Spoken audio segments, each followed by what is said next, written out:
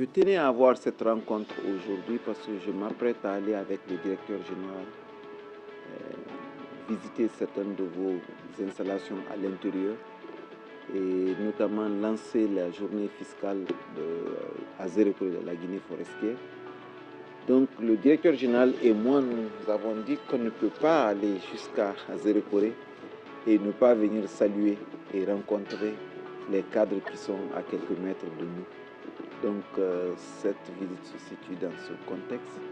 Monsieur le directeur général, je te remercie pour ton discours de bienvenue.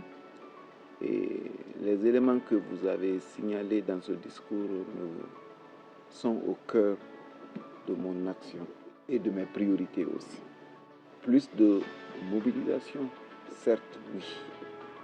Parce que depuis que je suis là, tous les chiffres que je regarde, même si d'autres disent que vos prévisions sont sous-estimées, mais au moins vous arrivez à aller au-delà de vos prévisions, malgré le contexte national.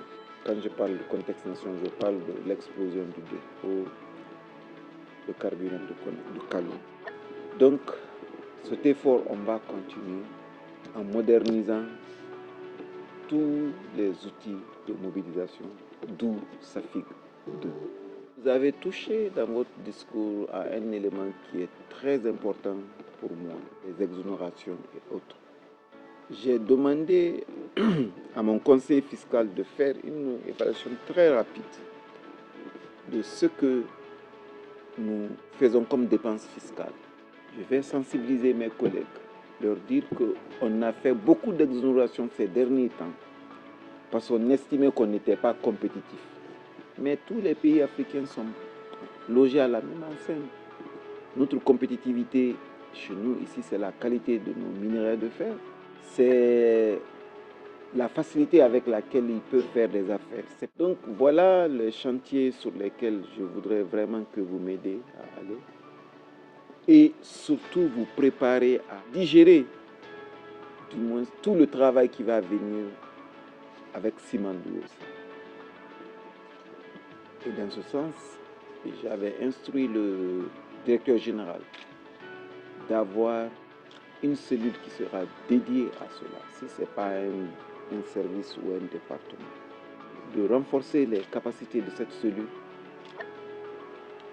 pour qu'on voit ce qui se passe en Australie, ce qui se passe en Jamaïque, tous ces pays miniers, quelles sont les meilleures pratiques pour accompagner non seulement le contenu local, mais aussi mobiliser au maximum les ressources qui sont générées dans l'activité minière.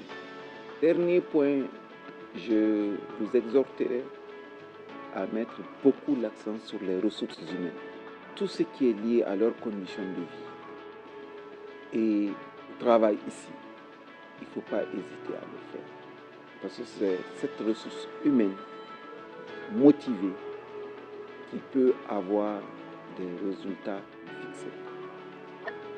Il faut que le lieu de travail devienne un endroit convivial.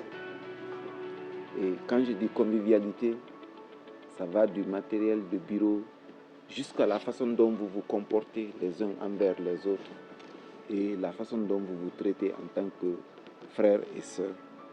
Quand je parle de la qualification des ressources humaines, je parle aussi de l'accent qui doit être mis sur la formation.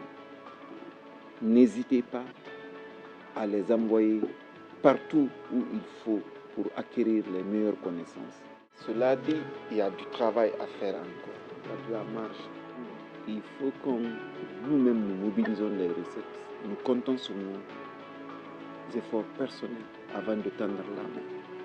Chaque fois que vous parlerez aux citoyens en matière de civisme fiscal, ou bien des contribuables, toujours même des entreprises, il faudra que vous insistiez sur le fait que tout ne dépend pas que de vous seulement.